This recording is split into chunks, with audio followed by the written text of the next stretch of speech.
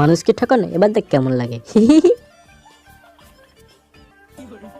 আরে আরে এখানে কমলা লেবু রয়েছে, দেখি তো এটা খেয়ে কেমন লাগে।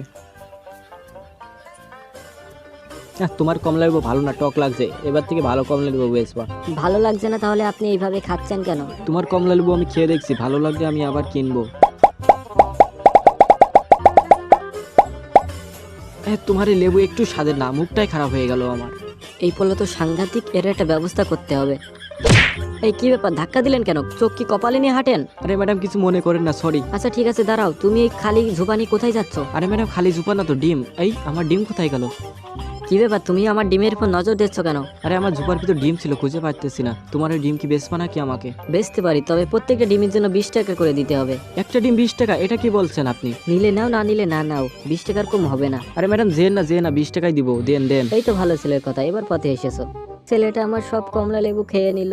এই নাও টাকা নাও। কিসের টাকা এটা? আরে তোমার কমলা লেবু যে খেয়ে নিছিল না, ওকে বোকা বানিয়ে টাকা নিয়ে এসেছি। এই নাও ধরো, তোমার জন্য আমি 2টা আচারের কোটো নিয়ে আইছি।